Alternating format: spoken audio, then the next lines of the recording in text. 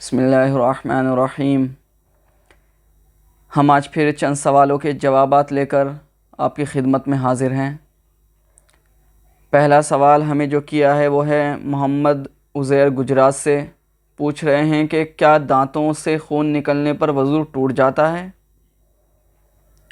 जी बिल्कुल, वज़ू टूट जाएगा अगर आपका खून आपके थूक पर गालिब आ जाए। यानी आप थूक कर देखें, अगर खून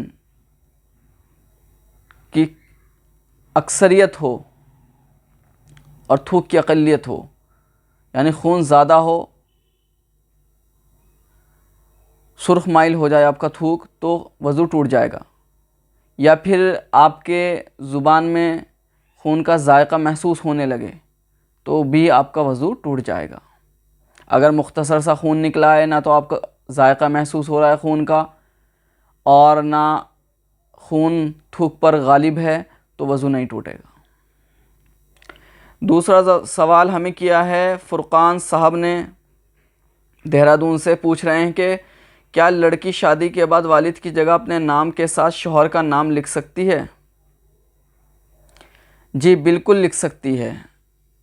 देखिए, इसमें एक बात जहन नशीन रखें हमेशा कि शौहर का नाम हो या वालिद का नाम हो, इन दोनों का नाम लिखने का जो मकसद होता है लड़की के नाम के साथ, वो एक तारुफ होता है, एक पहचान होती है।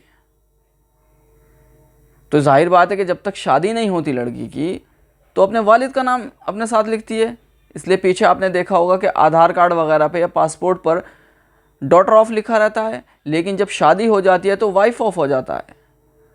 तो शादी के बाद अगर कोई लड़की अपने वालिद का नाम हटाकर शौहर का नाम लिख रही है साथ में, तो इसमें कोई मुज़ायक़ा नहीं है, कोई हर्ज नहीं है, लिख सकती है।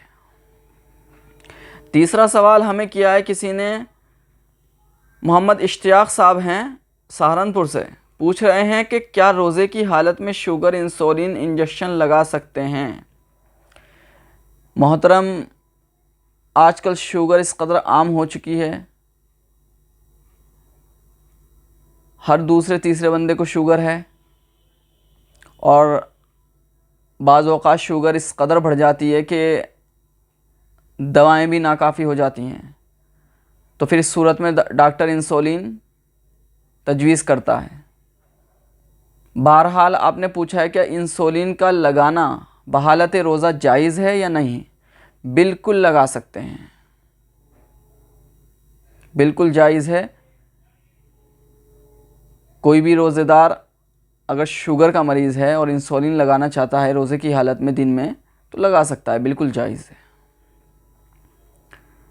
चौथा सवाल हमें किया है दिल्ली से कोई शमशाद हैं। पूछ रहे हैं मेरी तबीयत ख़राब रहती है, मेरे अंदर रोज़ा रखने की इस्तात नहीं है, तो क्या मैं रोज़े की जगह फ़िदिया दे सकता हूँ, और दे सकता हूँ तो कितना फ़िदिया दे सकता हूँ? मोहतरम, एक बात याद रखें, फ़िदिया देने का हक़ सिर्फ़ उसी को है। रोज़े की जगह फ़िदिया सिर्फ़ वही दे सकता है कि जिसको ऐसा मरज़ लाहक़ हो जिसके ठीक होने की उम्मीद ना हो, कोई तवक्को ना हो। मसलन खुदा ना खास्ता किसी को कैंसर है और उसके अंदर बिल्कुल ताकत नहीं है, और कैंसर का जो मरीज़ होता है तकरीबन मौत के मुंह में चला जाता है। तो ऐसा शख्स अगर ये चाहे कि वो मैं रोज़े ना रखूं, रमज़ान का महीना चल रहा है, फ़र्ज़ रोज़े उसे रखने हैं, उसके ऊपर रोज़ा रखना फ़र्ज़ है, लेकिन ज़ाहिर सी बात है अब उसकी हालत ऐसी है, उसे मरज़ भी कैंसर जैसा मरज़, मोहलिक मरज़ लाहक़ है, जिसके ठीक होने की भी बज़ाहिर कोई तवक्को नहीं होती, तो वो इस सूरत में फ़िदिया दे सकता है। लेकिन एक बात याद रखें, फ़िदिया अगर किसी शख्स ने दे दिया और उसे कोई ऐसा मरज़ लाहक़ था जिसके ठीक होने की कोई उम्मीद नहीं थी, और इत्तफ़ाक़ से ऐसा हुआ, अल्लाह का करम हुआ, अल्लाह का फ़ज़ल हुआ, वो आगे चल के ठीक हो गया, तो उसका फ़िदिया कल अदम हो जाएगा। उसको रोज़ा रखना फ़र्ज़ होगा, रोज़े की क़ज़ा करनी पड़ेगी उसको। फ़िदिया उसका कल अदम हो जाएगा, गोया कि उसने फ़िदिया दिया ही नहीं है, खुलासा कलाम यह है कि फ़िदिया उस शख्स के लिए है जिसके अंदर रोज़े रखने की सलाहियत ही ना हो, रोज़े रखने की ताकत ही ना हो, रोज़ा रख ही ना सकता हो, ना अब ना मुस्तकबिल में। रही बात आपका यह सवाल कि फ़िदिया कितना होता है, उसकी मिक़दार क्या है, तो दोस्तों फ़िदिये की जो मिक़दार है वो एक सदक़तुल फ़ित्र के बराबर है, यानी तकरीबन 1.25 किलो गेहूँ या उसकी कीमत आप किसी मोहताज गरीब को दे दें, ये एक रोज़े का फ़िदिया है। इसी तरह हिसाब 30 रोज़े का लगा सकते हैं आप। इंशाअल्लाह फिर अगली मजलिस में मुलाकात होगी। तब तक के लिए खुदा हाफिज़। अस्सलामु अलैकुम वरहमतुल्लाहि वबरकातुहू।